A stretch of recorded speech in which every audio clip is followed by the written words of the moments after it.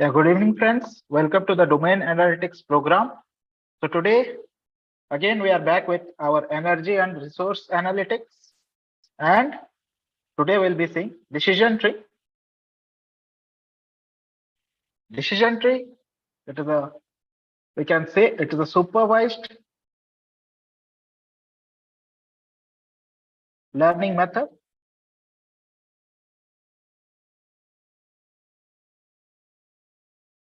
Now to just remind you, supervised, unsupervised, these are two branches of data mining.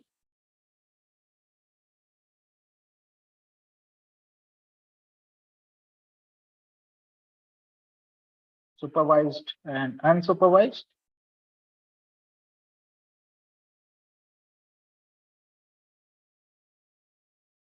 Now, the supervised and unsupervised, they are parts of data mining. Here, supervised, our output is known. Unsupervised, it is unknown. Okay, this is the difference between supervised and unsupervised. Also, there is a supervision step or the training phase, we call it.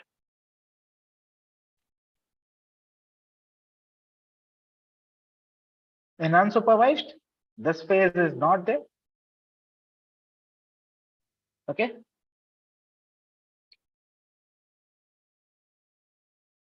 Now in energy and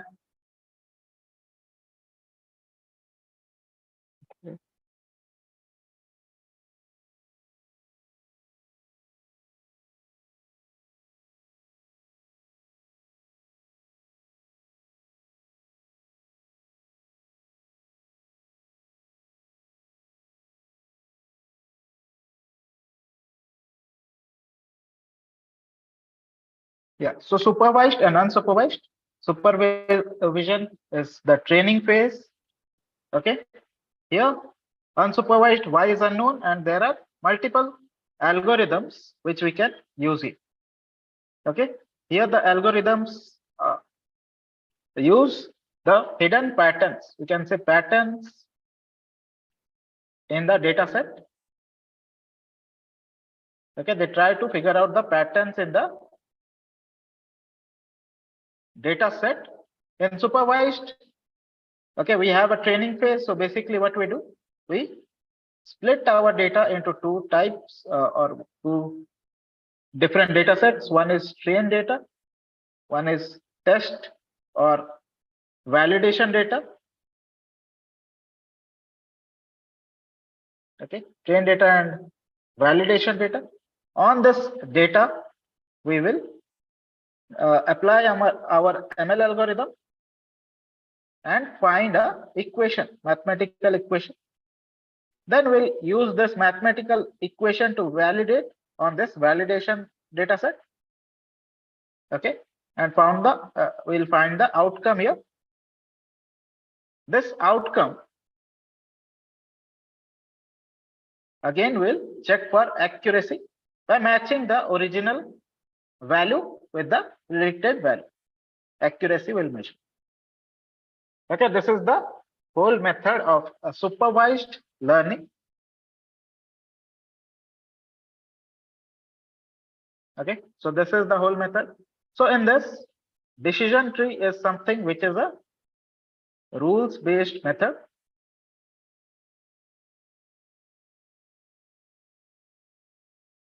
In this method, we try to find the rules which you can say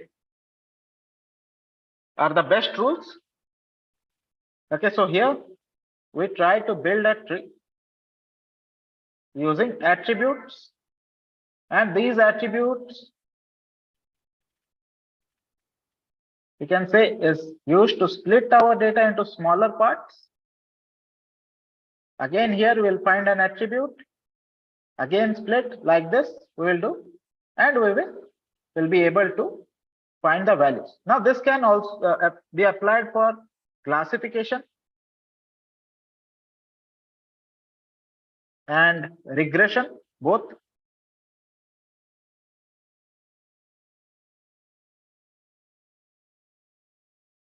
Okay, we can use this for classification as well as regression. If it is a classification, we'll take majority vote. Okay, majority vote. By doing this, we can calculate our leaf node. What will be the value of our leaf node? If it is a regression problem, we'll take average value of all the leaf nodes. Average value. Okay, and we'll take the average value here in the leaf. Okay, so this is how we apply either classification or regression. Okay, so now this tree here, there are some terminologies attached to this tree. We'll be seeing as we move on.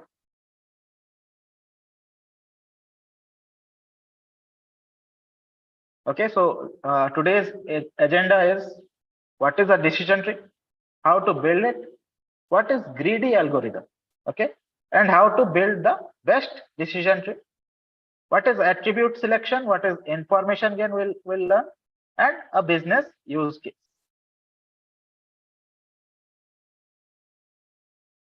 So first of all, let us learn what is a decision tree. Okay, a decision tree, we are having terminal nodes, we are having non-terminal nodes, we are having root nodes. Okay, so what are these? Let us learn. Okay, non-terminal nodes are used to make local decisions. Okay, these are all decision nodes. Decision nodes. So whichever node is not a leaf node, a decision will be made on those nodes. So based on the local information they possess. Based on the local information they possess, they will make a decision. Terminal nodes, okay, these are terminal node, leaf nodes. They make the final decision. And the path from root is this one. Path from root to leaf represents classification rules. Okay, so from here to here is a classification rule. Again, from here to here to here, and here to here is another classification rule. Similarly, here to here, or here to here, here and here are all different classification rules. Okay, so our main aim is to find these rules. Now a decision tree, they consist of three types of node: root node, branch node, and leaf node.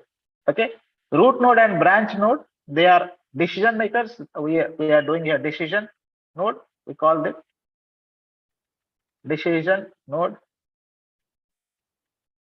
and leaf node is the terminal node. Okay, this first one, it is root node, and whatever follows are all branch nodes. Okay, any nodes, any number of nodes in between leaf node and root node are branch nodes. And leaf nodes are the last nodes or terminal nodes.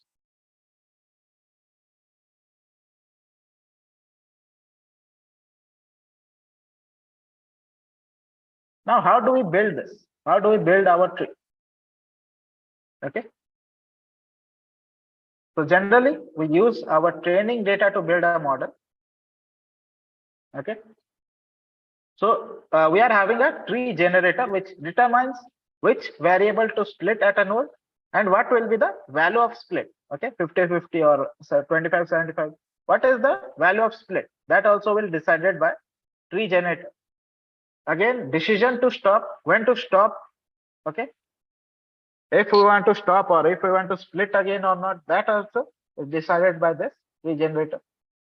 Again, assign terminal nodes to a label. Now this terminal nodes, okay, if we stopped our tree, suppose they are having mixed data. So how to label them? That also is decided by the tree generator.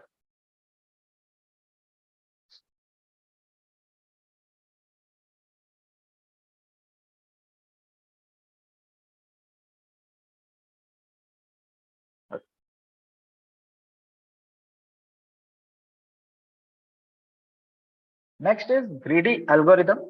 Why is decision tree known as a greedy algorithm?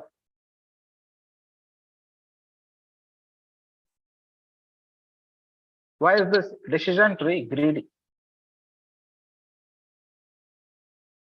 Okay. It is a basic, so greedy algorithm is just a basic algorithm. Tree is constructed in a top-down, recursive, divide and conquer manner. Okay. At the start, all training examples are at root. Okay. So at the root, we are having all training examples. Now attributes should be categorical. If they are continuous, they should be discretized. Otherwise, this will not work. Okay, so attributes should be discretized. Input is partitioned recursively based on selected attribute. Input data, it is partitioned recursively based on selected attribute. So if we selected an attribute, suppose attribute 1, let's say, okay, we selected this. Now this input data, this data which we are having, it will be partitioned. It will be split. This data will be split. Okay. And this data, suppose these two belong here. So these two are coming up here. Last two are here. Okay. Input data partition recursively based on selected attribute. Test attributes at each node are selected based on the basis of some heuristic or a statistical measure.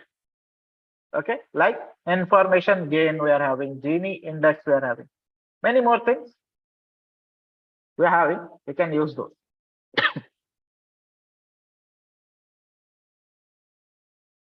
Now, what are the conditions to stop partitioning? Okay, it stops partitioning when all the samples for a given node belong to same class. So suppose after partitioning, we are getting a node.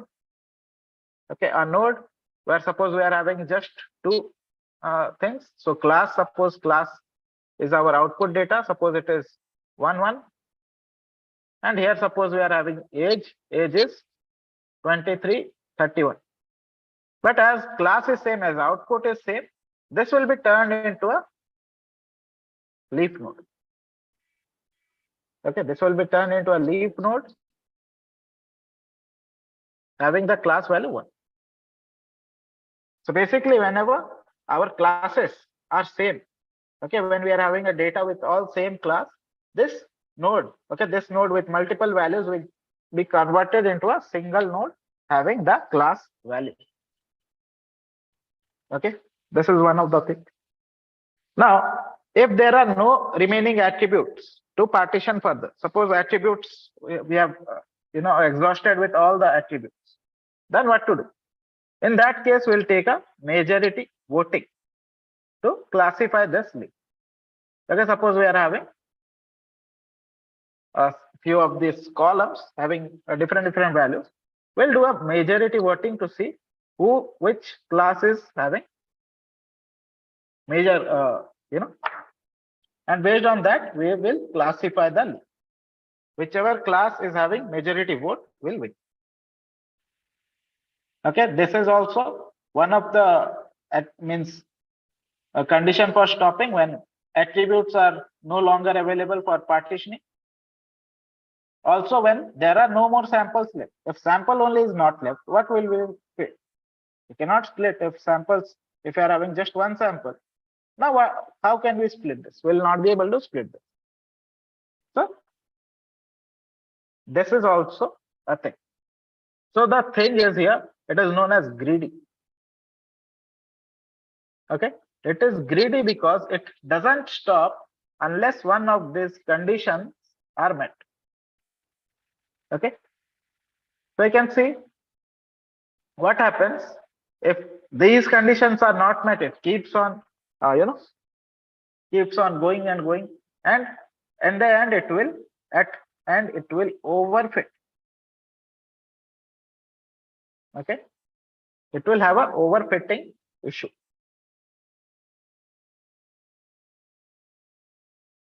Hence the name greedy algorithm.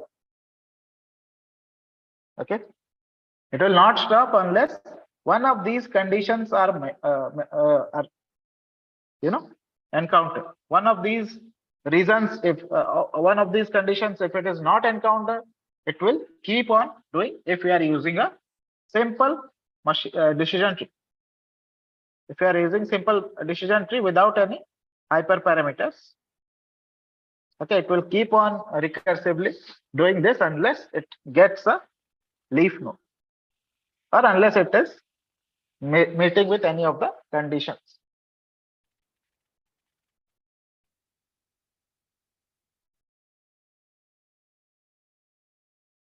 Okay. Now, attribute selection. Okay, how to do attribute selection? So we said that at the nodes we select an attribute. Select an attribute. But how to select this attribute? Okay, do we have any measure to select this attribute? What to take at this node as an attribute? And this attribute we'll use again to split our data. So this is fairly important. So what to use here? What to use here as an attribute which will get better, better performance after splitting. So let's see. So here we will introduce two new terms, entropy and information gain. Okay. Now entropy.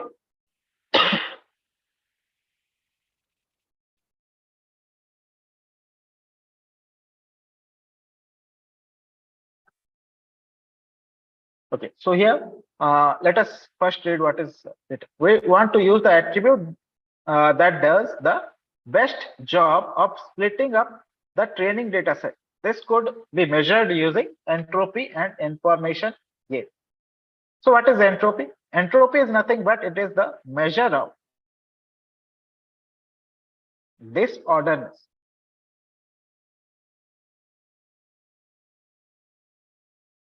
Okay, measure of disorderness of impurity.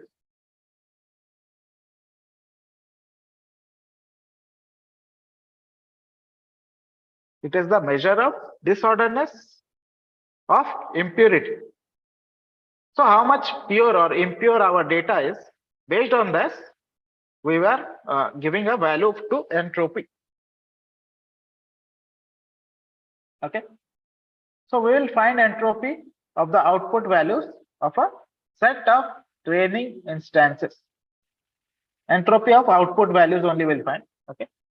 So the output values, if they are split 50-50% after here, if they are split 50-50%, 50% here, 50% here. Okay, we'll say it has very high entropy.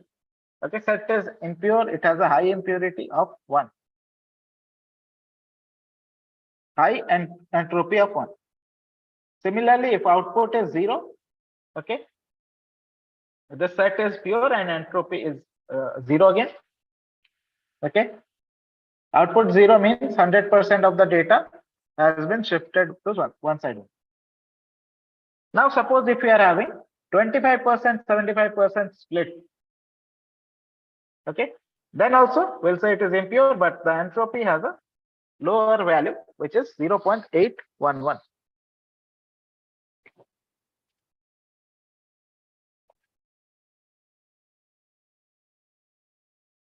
Okay, so this is how we use the entropy to find impurity in a data set.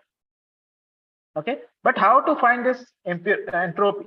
Okay, we'll have to calculate some of this entropy. So we'll also learn this. But before that, let us learn what is information gain. Okay, information gain is nothing but it is the decrease in entropy after the data set is split. Okay, so here we had some value of entropy. After splitting, here also we are having some value of entropy. So what is the difference between the two? Okay, that is nothing but information gain. Okay, so here we use this information gain to construct a decision tree which has the attribute that has high information gain. higher the information gain, more homogeneous will be the branches.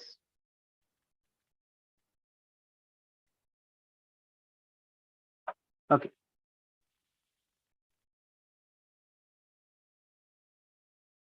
Now this information gain calculation, let us see this. Okay. So here we have to select the attribute with the highest information gain. Okay. Highest information gain means highest decrease in entropy. Wherever we are having a high decrease in entropy, we'll take those, you can say, attribute.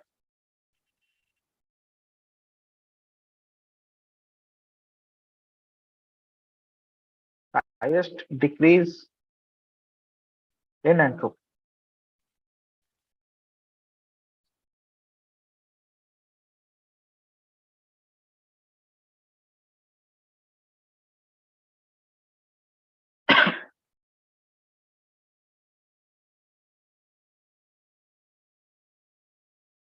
Okay. Wherever we are finding this highest decrease in entropy, we'll use this. Okay. We'll select that attribute. Okay. The attribute which has the highest decrease will also result in the most homogeneous branch. Okay. So let us say Pi is the probability that a tuple D which belongs to a class C. Okay. It is estimated by Cij, Ci, comma D by D mod. Okay. So in this, if suppose we are finding the entropy for D, so this is the entropy before.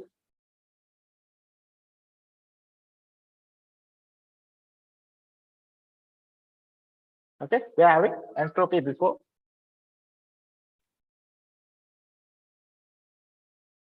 Now suppose after split, okay, what is the information needed to classify D? Let's see.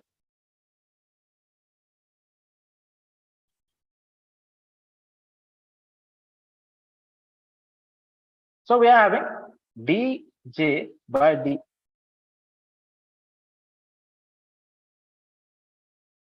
into info dj.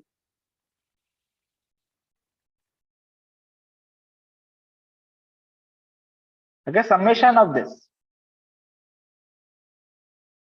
Okay, this is nothing but entropy after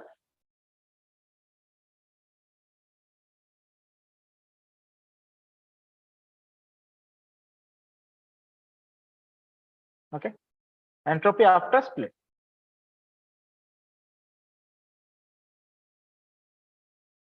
So this is entropy before split, this is entropy after split. Information gain is nothing but entropy before minus entropy after. Okay, we'll be using this to calculate our entropy.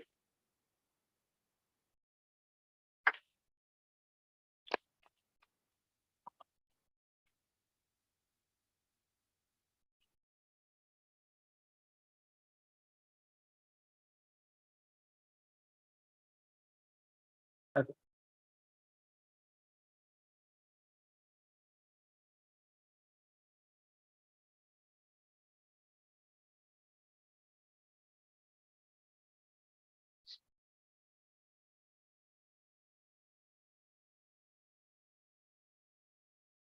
So we can use this formula to calculate our entropy, and this formula to find the information gain. Now, information gain for all the attributes we need to find. Okay, suppose we are having 3 attributes A, B, and C. So for this, we'll find the information gain for A, info gain for B, info gain for C. Okay, so whichever value is the lowest, we will not take them. Whichever value is the medium, we will not take them. Whichever value is highest, we will take those values. Okay, whichever information gain will be the highest, will take those and select that attribute and make it the node, and then we can. So basically, suppose if this is the first thing, so C will be our root node.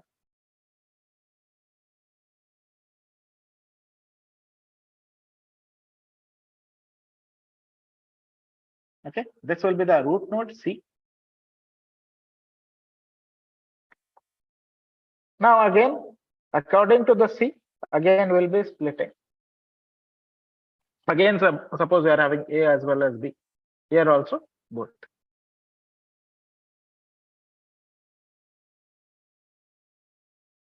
Again, from these two, we'll need to find whichever is the correct node to be chosen here. Again, we'll apply that formula, and again we'll find. Okay, but this time there will be lesser number of your attribute.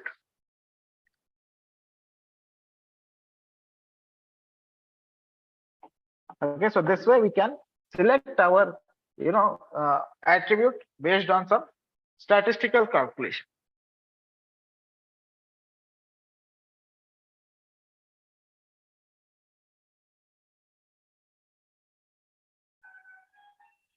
Okay, now let us learn about the advantages and disadvantages of decision tree.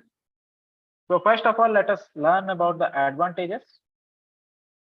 Okay, if you compare the decision tree with any other algorithm, okay, data preparation, data pre-processing, these steps are not needed. Basically, algorithms in other algorithms, you will have to do this EDA.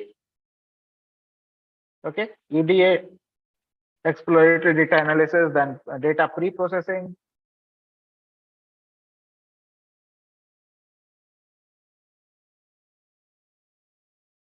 Okay, various other methods.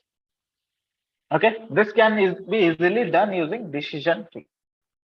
Also, decision tree doesn't require any normalization. The only thing it requires is the data should be in categorical form. Okay, now this decision tree does not require scaling. Okay, scaling also not required.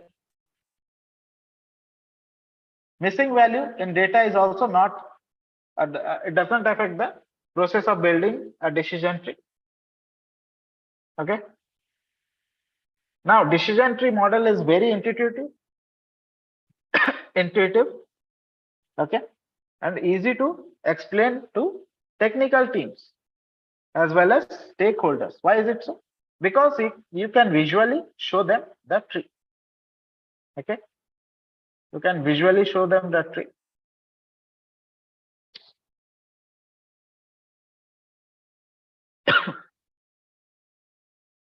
So if you just draw this, you can say attribute 1 was split here, attribute 3 was split here, attribute 2 was here.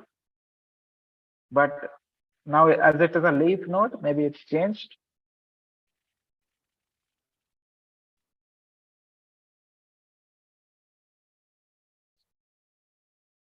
Okay, hence the decision tree model is very intuitive and easy to explain to others. Okay, because you can directly show the tree diagram and accordingly you can answer the queries. Okay, directly from this table only you can answer most of the queries.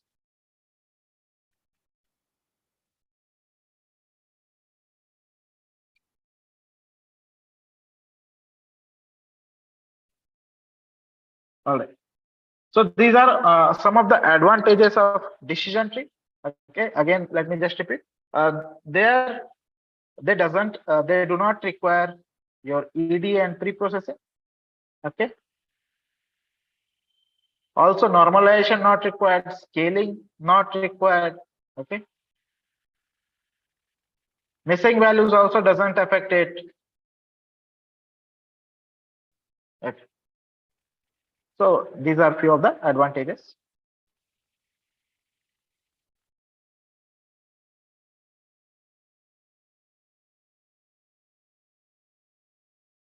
Okay, few of the disadvantages also let us discuss. The problem here is sensitivity towards the data. A small change in data can cause a large change in structure of decision tree. So it is sensitive towards data. A small change in data will change the entire structure of the decision tree. Okay, and this complex calculation is also there. Sometimes decision tree, okay, it can undergo a very complex calculation when it is compared to other algorithms, because it involves multiple nodes and all. Okay, now decision tree often involves higher time to train a model. It will take a very long time to train a model.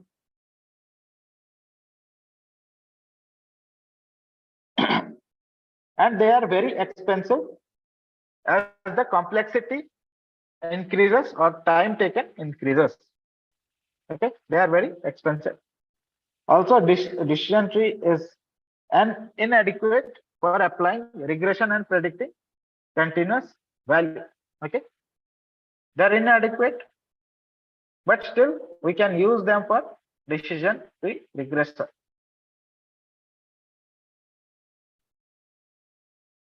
So we'll be doing this regression problem on this. Okay, let me just explain you the use case which we'll be doing. So our use case is solar energy production prediction. Okay, what will be the production of solar energy we are trying to predict? So what is the reason behind this use case? Let me tell you a background.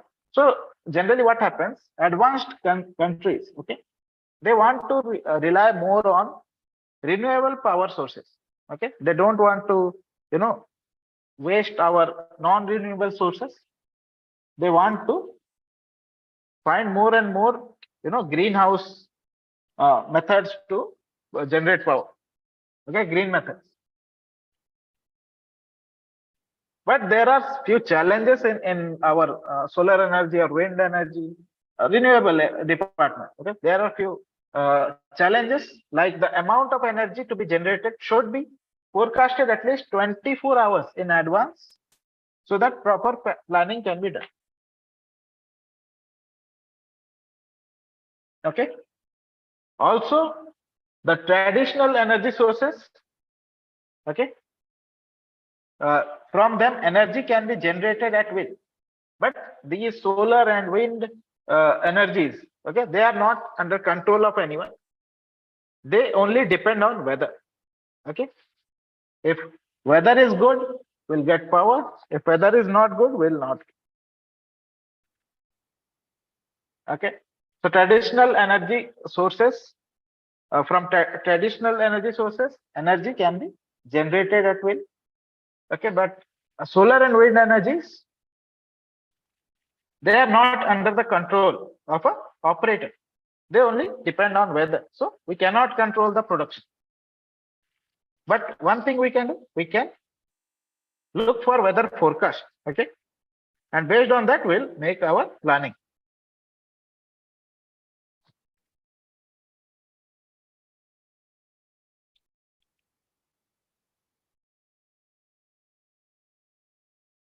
Okay, based on the weather forecast, we need to make our planning.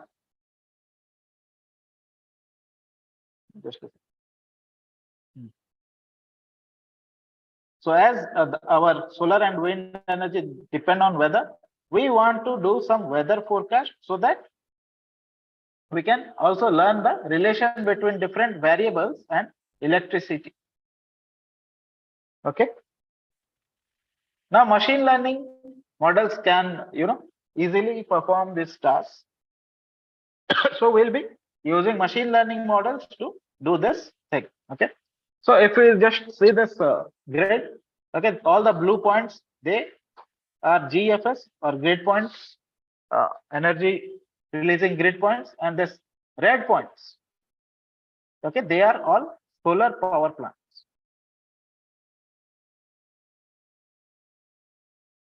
Red points are solar power plants. So we are just trying to find, okay, the nearest blue point, and according to that, how is it affecting our solar power plant? We'll see. Okay. So first we'll see for just one blue dot.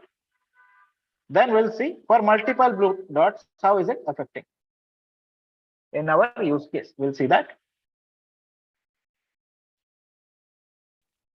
Also, this decision tree we have used to calculate the best score for our mean absolute error using either mean or median. So this red line is our mean line, green line is our median, but we can see here we are having the best value and it is falling after that. So this first point is what we will be taking. So let's go to the code and see. Let's see the use case.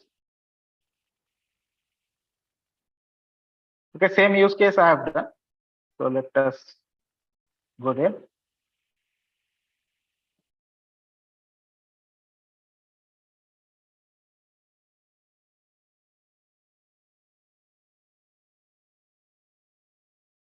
Okay, so prediction of solar energy production. So here also I have written the same thing. Advanced countries, they want to rely more on non-operable renewable energy sources like wind and solar. Okay, but these powers, in order to integrate with the in the electrical network, okay, it is required that we should at least this amount of generation of electricity should be given at least 24 hours in advance, 1 day in advance it should be given, so that energy plants which are connected to the electric network can be planned and prepared to meet that supply. Okay, and also this traditional energy sources we are having, they can be generated at will, but these energies are dependent on the weather. Okay, therefore the weather forecast should be accurate, so that we might be able to also accurately predict our energy production. Okay, how much energy will be producing.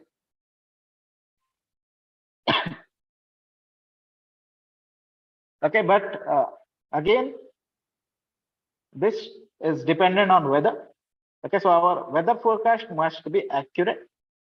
So this is we can get using the global forecast system and the European Center for Medium Range Weather Forecast.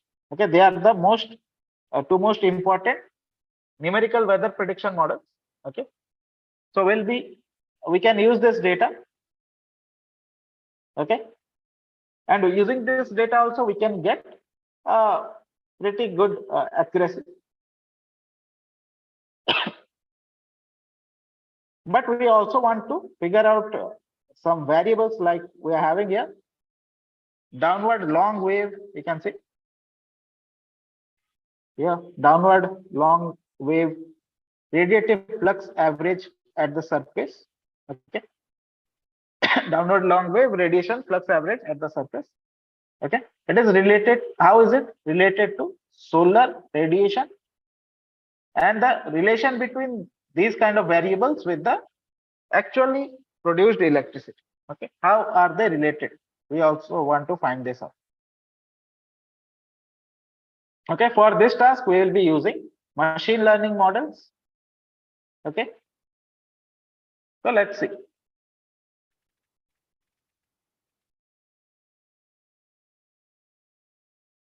And in this data set we can see all the blue dots. Okay, they are given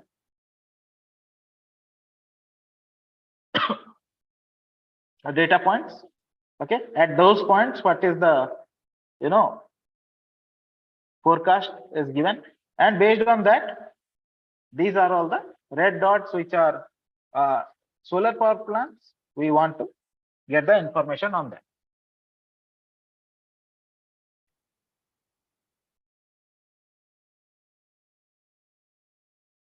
Okay, so I'll just let us start here.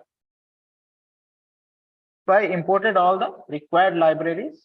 Okay, Random input, pandas, sklearn, pre-processing, selection. From selection, we use grid search, CV, metrics, NumPy, tree, decision for decision tree, math. Okay, uniform, expon, SP, radian, again, random input, integer, real, category, predefined, split. Okay, but here we are using two pickle files, train pickle file and test pickle file.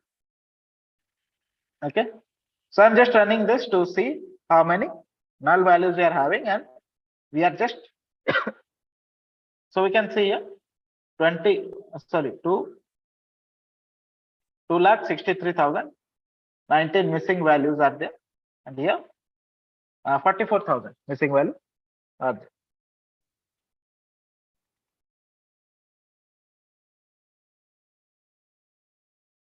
Now in the first part, okay, we are performing this using decision tree, and in order to save our computing time, we'll be just selecting one closest blue point to the corresponding red point or the power plant. Okay, and this can be achieved by only selecting first 75 columns. Okay, we'll just be selecting first 75 columns. So let us see this. So here I'm just differentiating X train, Y train, X test and Y test. Okay, I'm just splitting them. I'm not randomly splitting them because these data are sequential data. We cannot split them randomly. So we are splitting them sequentially. You can see from 75, 0 to 75, then okay.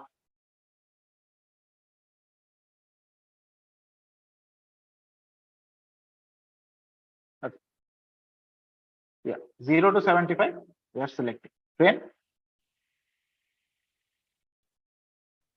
and test. I'm also importing pipeline and k-based and F regression, decision tree also regression. Okay, we are importing decision tree regression, simple imputer, standard, scalar. Okay,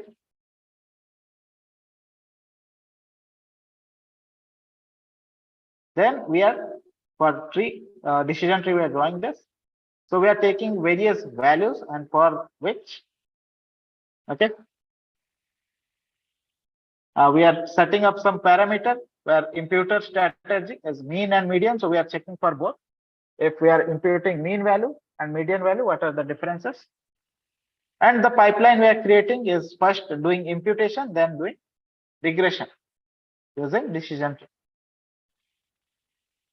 And we are also using grid search, okay, to find all this. So pipe tree is this model, param grid is parameter hyperparameter tuning.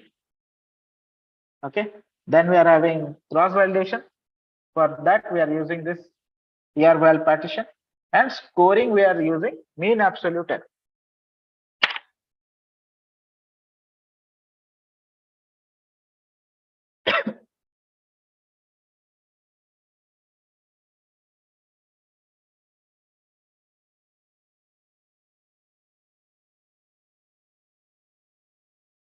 Okay, mean absolute error will be using for scoring. Now I'm using this model which I have created, this grid search CV model which I have created. Yes, this grid search CV will give us the best result from these all these parameters. So I'm using this model again to the best model to fit my train and test, and I'm also predicting it on X test.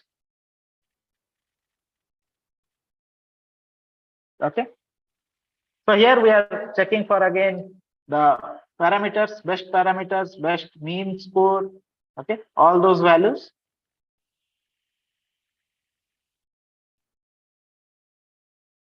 And also I'm plotting this mean and median score. Okay, score of mean and score of median. So as we had imputed two values, one is mean and one is median. We are trying to find which is better, mean or median.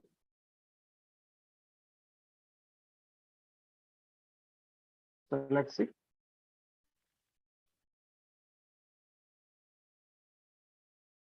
Okay, when I did that, I'm getting these values.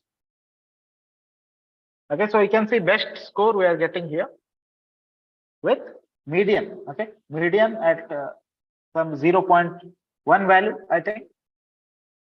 Okay, I'm getting the best value of median. So you can see these are the best parameters we are finding. So mean absolute error of this much, best parameter of tree, cross validation score of this much, imputer strategy we will be choosing median, and minimum tree should be 0.1. Okay, so from this we can see that the values of CV function, okay, they vary depending on the values of hyperparameter. So the values of hyperparameter, as we have said, it is differing with respect to the hyperparameters. And for the two imputation methods, mean and median, okay, they are following a similar trend. So you can see trends, the trend both are following the same.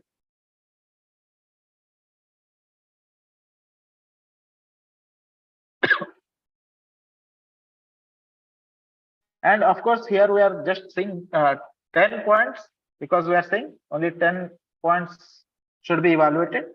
Okay. However, we can use more number of points as well. Okay.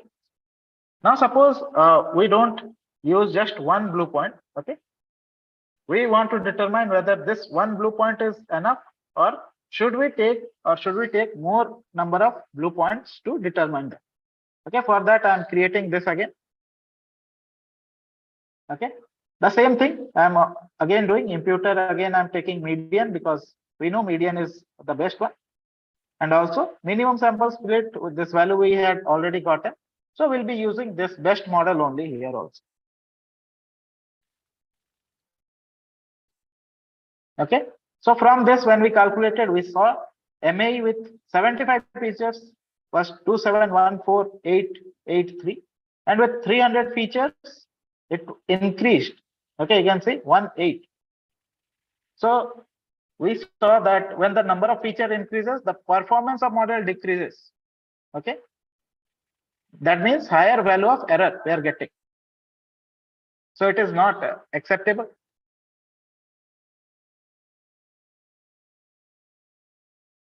Okay, so we'll be doing some other methods.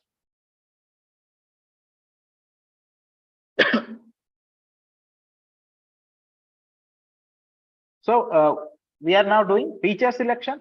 So which features will give us best? We are checking for that. Okay. So for that, we'll be using this feature selection K. Okay.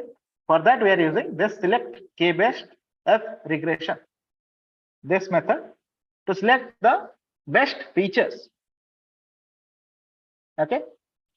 So when we chose the best features, we again saw, okay, the optimal number of features we are getting is 5. But reducing the features, number of features to a very low number, we are doing that. Okay. The positive aspect of this is, okay, if we are doing feature selection, the model becomes more simpler and more interpretable. And the negative aspect is it is becoming more, less precise because we are having more error. So you can see error also increases. Okay, with 75, whatever we got up till now, it is the best we have got.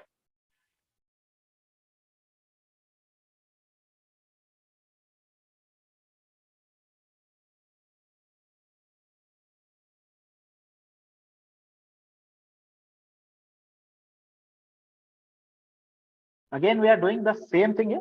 You can see select best, but here we are not using F regression. Instead, we are using for different values of I. Okay, different values of K, you can see. And for different values of k, we saw here at 12 point something, we got a best value. Okay. So in the previous graph, we saw the number of attributes and features. It was influencing the MA value. Okay. But there was no reduction in error. And it is seen that there is reduction of error if we are taking 12 features. Okay, with 12 features, we are seeing a reduction in error. So in this point, we can say this is the best model we have obtained just yet. Okay, but the MAE does not vary significant. No significant change in MAE. Okay, it is a very low change. Okay, so we can see with 12 feature, we are reducing. Okay, this is the best feature we have got yet. Okay, so the model with 12 features is the one having the best evaluation. So lowest MAE, lowest mean absolute error is obtained. But in this model, also this model will be more interpretable and simple due to reduction in number of features. So you can see from 75 features, we are able to decrease the number of features to 12. Okay. So it is not necessary to have more than 75 features to obtain a better evaluation of the model. Okay, but also we are getting better evaluation with smaller number of features and a simpler and more interpretable model. Okay, using this feature reduction, we have found that this is the best value, and this is also giving us better result. Now, so decision tree is all good, but what if we choose a different model, which is an ensemble model? So what is the change? Okay, so we are using random forest and gradient boosting. Random forest is nothing but it is the forest of trees. Forest of trees. Basically, decision tree is a unit of a random forest. So random forest uses multiple decision tree, to calculate or to predict. Okay. So with decision tree, we saw, with random forest, the results were very much better than our decision tree.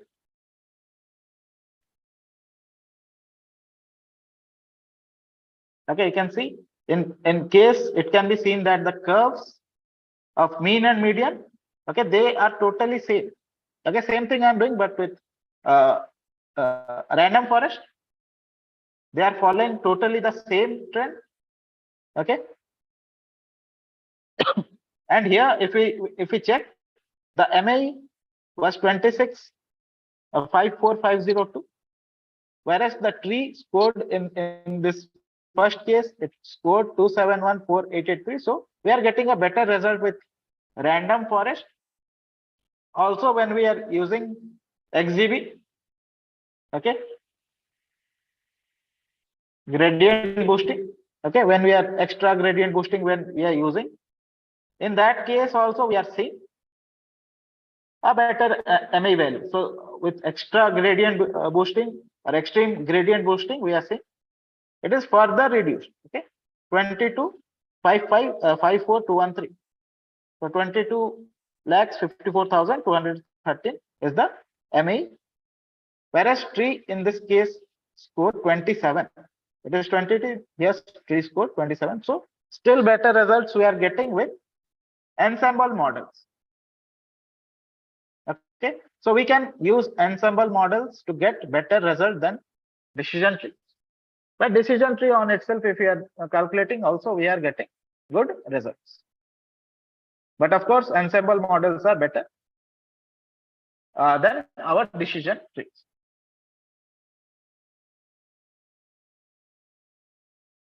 Okay, with XGB, we are getting median is still the better one. Okay, and here with extreme gradient boosting, when we are doing the hyperparameter tuning as well, we are getting still better results. So of course, ensemble models are performing better than our decision tree models. So this was all about decision tree, friends. So just a second.